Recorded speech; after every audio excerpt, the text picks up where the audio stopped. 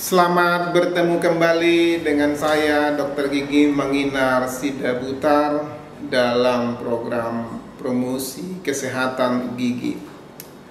Pada hari ini kita akan membahas beberapa pertanyaan pasien, khususnya tentang mengunjungi klinik dokter gigi saat pandemi COVID-19.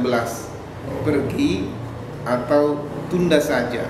Ini adalah pertanyaan yang diajukan beberapa pasien. Bukan nggak bisa ditunda, tidak? Itu pertanyaan yang sering saya dapatkan dari pasien-pasien.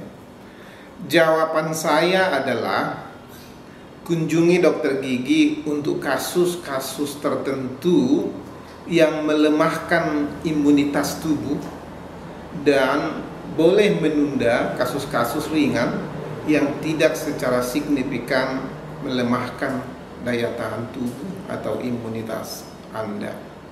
Pertanyaan selanjutnya adalah kasus-kasus mana yang bisa melemahkan imunitas tubuh atau kekebalan tubuh yang justru membuat kita menjadi rentan terinfeksi COVID-19. Saya berikan satu contoh. Yang pertama adalah kasus pernanahan gigi atau kita sebutkan dengan abses gigi. Abses gigi itu adalah ditandai dengan gigi berdenyut, seperti memanjang, kalau ketemu gigi atas dengan bawah sakit, ada pembengkakan. Itu adalah kasus yang sangat membutuhkan kunjungan ke dokter gigi, tidak bisa ditunda.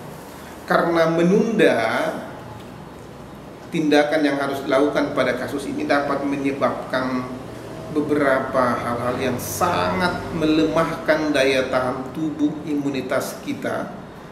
Karena kita akan mengalami rasa nyeri yang hebat, stres, tidak bisa tidur, susah makan, infeksi bisa menyebar ke jaringan sekitar seperti tenggorokan, kelenjar, getah bening, dan segala macam. Saya pribadi tidak pernah mengalami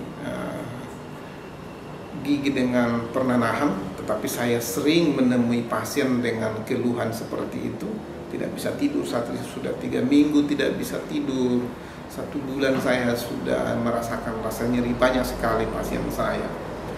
Ini sungguh-sungguh melemahkan daya tahan tubuh pasien dengan stres yang hebat, tidak bisa tidur.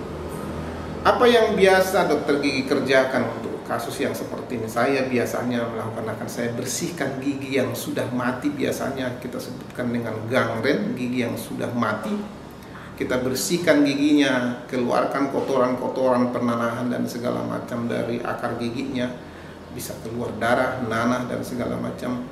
Dan nanti akan saya taruh obat di gigi yang tadi menjadi sumber infeksi itu, dan saya tutup dengan tambalan tumpatan sementara, dan setelah itu akan diresepkan antibiotika yang rasional.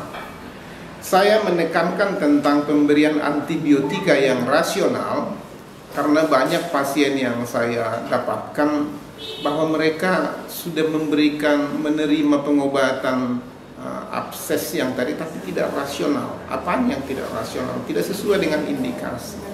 Karena untuk pengobatan pernanahan itu harus sesuai dengan indikasi antibiotika tertentu, harus sesuai dengan durasi, kapan, berapa lama harus dimakan, berapa dosisnya, itu ada aturannya.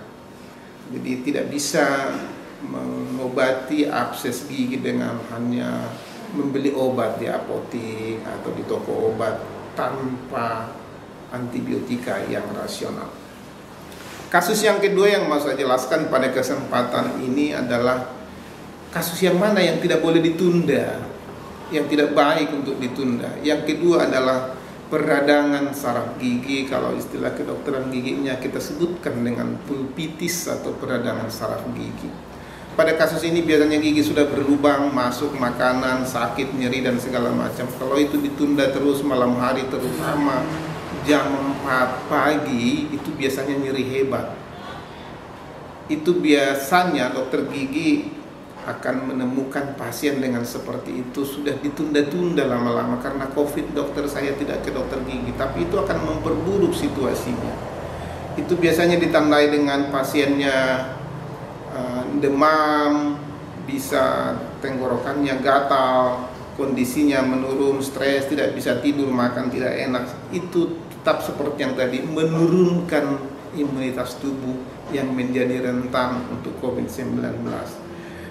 Dokter gigi biasanya seperti saya mengatasi kasus seperti ini, saya biasanya langsung lakukan pembiusan anestesi, saya bersihkan giginya, saya angkat sarafnya, baru saya taruh obat situ, tutup sementara.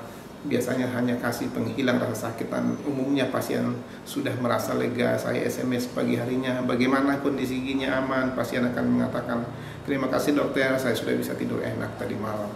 Tanpa tindakan dokter gigi, saya pikir itu kasusnya akan semakin buruk saja. Itu kasus yang kedua. Saya masuk ke kasus yang kapan yang bisa ditunda kalau begitu dokter? Yang bisa ditunda itu adalah kasus-kasus yang ringan seperti saya mau membersihkan karang gigi. Pembersihan karang gigi yang rutin karena ada penumpukan plak atau karang gigi yang tidak menyebabkan peradangan, boleh ditunda, dan biasanya saya akan menganjurkan pasiennya dengan menyikat gigi dengan teknik yang spesifik, tidak menyikat gigi sembarang tanpa teknik yang spesifik. Saya banyak mengajarkan teknik yang spesifik ke pasien, terutama kasus dengan teknik metode Bas, metode Stillman, ada 9 teknik menyikat gigi. Tidak asal-asal saja diputar-putar, tidak seperti itu, ada teknik tertentu. Tetapi saya juga harus menekankan tentang durasi menyikat gigi, karena pasien harus menyikat gigi minimal 2 menit malam sebelum tidur dan pagi sesudah sarapan. Dan yang paling penting saya tekankan kepada pasien adalah gunakan benang gigi. Tidak banyak pasien saya yang menggunakan benang gigi. Dan kalau untuk mengontrol infeksi, supaya jangan infeksi, biasanya saya anjurkan untuk menggunakan obat kumur. Yang ketiga adalah apa yang perlu kita ketahui, ya, masyarakat ketahui tentang pelayanan kesehatan gigi di masa pandemi ini. Saya membaca satu penelitian di Amerika yang menunjukkan bahwa penularan COVID-19 lebih rendah di praktik dokter gigi dibandingkan dengan di tempat umum. Itu penelitian di Amerika. Penelitian di Indonesia saya belum menemukannya. Ada beberapa alasan kenapa penularan COVID-19 rendah di praktek dokter gigi. Yang pertama tentu karena pasien-pasien di dokter gigi itu sudah dilakukan screening atau pemeriksaan, baik itu melalui wawancara, ada juga yang melakukan pemeriksaan fisik dengan tensi dan segala macam, dengan pemeriksaan antigen dan antibodi. Petugas kesehatan juga menggunakan APD lengkap sehingga penularannya bisa ditekan.